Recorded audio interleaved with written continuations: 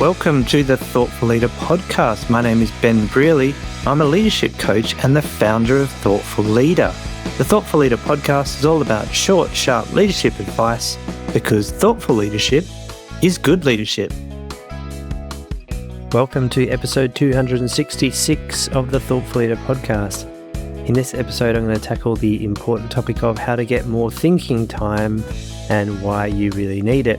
Now, thinking time for me is one of the most important things in leadership, in my view, but we need to achieve a good balance between thinking and acting, of course. We can't just spend our time thinking, but I've noticed it's something that people don't do much of in many organisations, and we're rushing from one thing to another. So I'm going to talk about this important topic right now.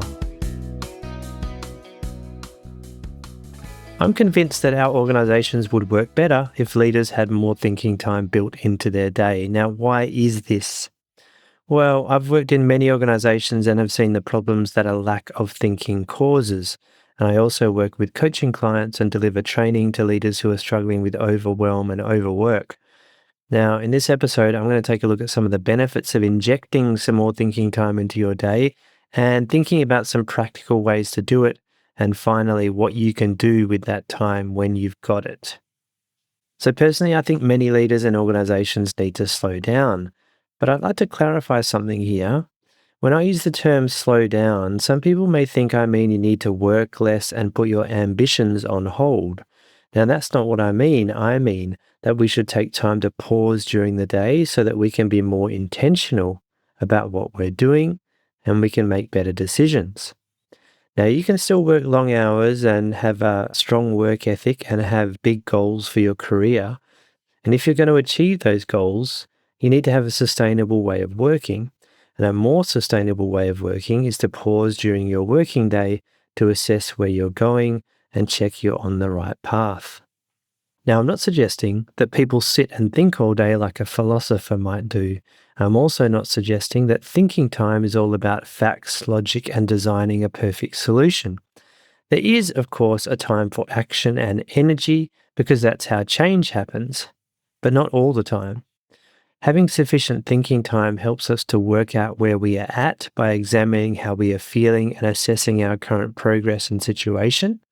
It also helps us be more intentional by choosing the best course of action starting from where we are rather than running on autopilot and sort of firefighting.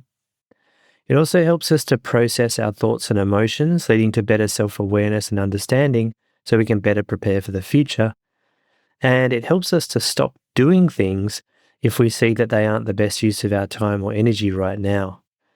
So thinking time can help us make better decisions, feel more confident in what we're doing, and allow us to acknowledge and process any fears or worries along the way. And there's a related article I'll put in the show notes page, 3 ways to reduce unhelpful thinking. And the show notes page is thoughtfulleader.com/266. So how do we get ourselves more thinking time? Well, here's a few simple practical ideas to help you inject some more thinking time into your day. And the reason I say inject is because I think of it as you're injecting, almost like a needle, you're injecting into the day. So you're not just expanding the day and making it longer at both ends. You are getting that time within your day. So the first thing I'd suggest is have shorter meetings. Now, back-to-back meetings are a major problem in many workplaces. Leaders rush from one conversation to another without any break between them. Now, one solution is to simply have shorter meetings. 1 hour might become 45 minutes, 30 minutes becomes 20 or 15 minutes. Now, the best bit about this strategy is that it creates a break between meetings when you schedule in hourly blocks. You have built-in breaks to pause, reset, and get ready for your next task. So you might be worried, well, I won't get enough done in a shorter meeting. Well, Parkinson's law indicates otherwise, that work takes as long as we allocate to it. The constraint of a shorter meeting can actually have us working more productively to achieve the outcome by the new deadline. So it's an interesting phenomenon, but it's something I highly recommend, shortening these meetings, because you'll find that people will generally work to a deadline, and if you make it slightly shorter than an hour, people will generally hit the target by that hour.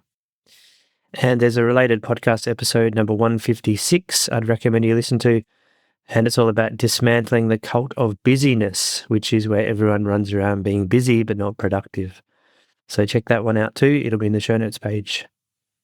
The second thing is quite a basic one, but it's blocking time in your own calendar. Now, this is another effective strategy and it's been around for ages. Make a booking in your own calendar for 15 minutes or longer to give yourself some thinking time.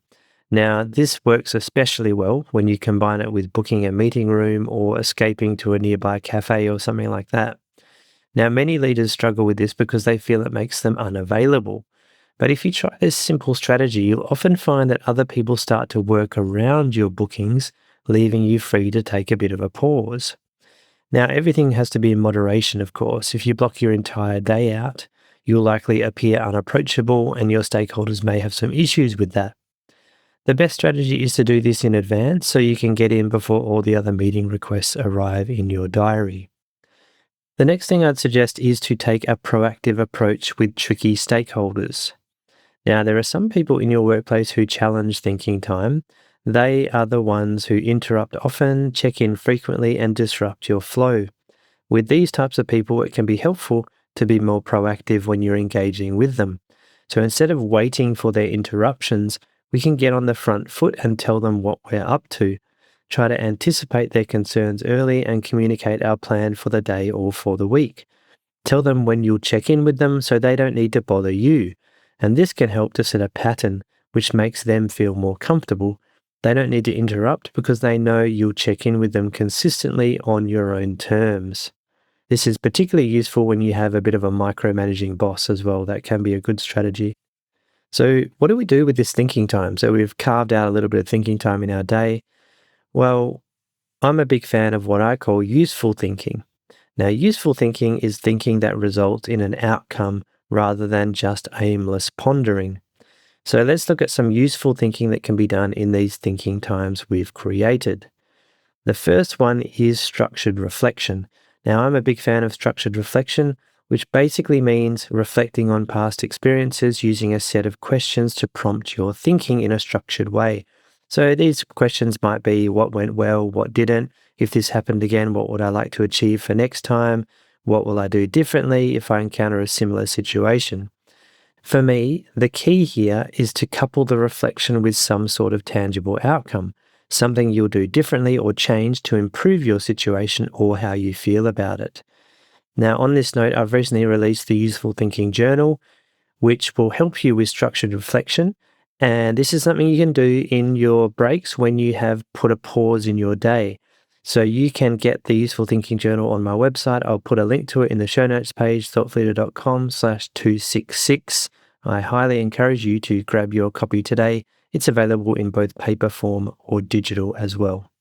And there's a related article. If you're not sold on the concept of reflection, I've got an article about why leaders should have a reflective practice as well. So check that one out too.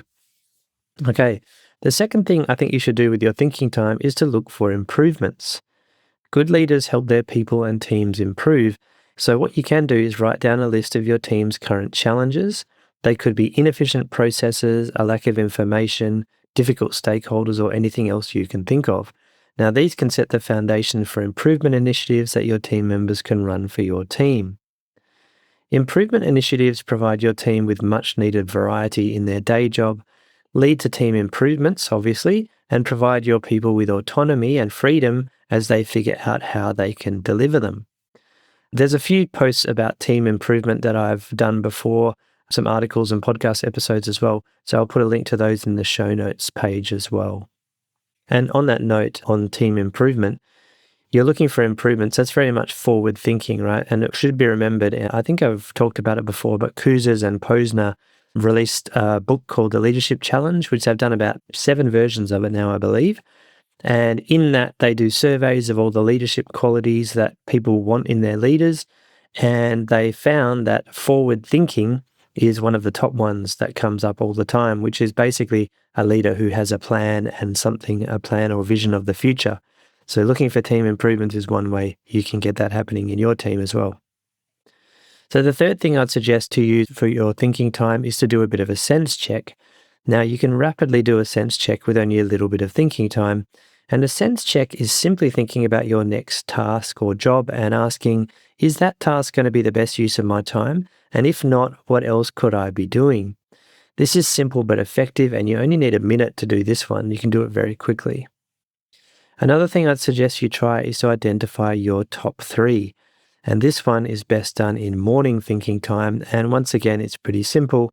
You can ask yourself, if I could only accomplish 3 things today and feel like the day was a success, what would these things be? And the answer becomes your little to-do list for the day. And if you want to go even more hardcore with this, choose only 1 or 2 things. Now, many people seem to choose 10 things. Then if they only get 3 or 5 done, they feel like a failure. So why not choose fewer items and then accomplish all of them? You'll feel a greater sense of achievement, and you can always do more if you have the time and energy. And the last thing I'd suggest you do with your thinking time is to be mindful. Now, mindfulness is obviously a very popular thing these days, but you don't need to be a meditation guru to do it. Mindfulness can be useful to help us take a quick break from our brain's natural tendency to worry about the future or what happened in the past. Now, it takes literally only a few seconds, so try focusing on the feelings of your feet inside your shoes, your body sitting on the chair or the door handle as you open it, for example, and you'll notice that while you are focusing on these things, you are not focusing on the future or the past or worrying about something you've got to do next, even if it's only for a few seconds. So this can provide you with a nice momentary break, which can refresh you before you take on your next task. And if you go back to episode number 73 of this podcast about why we need more mindfulness in leadership, I talk more about this topic as well. So the question for you is, what are you going to do with your thinking time? Now, thinking time, importantly, doesn't mean accomplishing less or wasting time. In fact, you might find yourself getting more done or getting the right things done and feeling better while you do it. Thinking time can help us become more intentional and thoughtful leaders because instead of reacting, we respond with intention and we create a better workplace as a result. So over to you. What do you do to gain valuable thinking time? And then what do you do with it? Let me and all the other thoughtful leaders know on the comments of the show notes page, thoughtfulleader.com/266. I'd like to see your ideas on there. That would be great to know.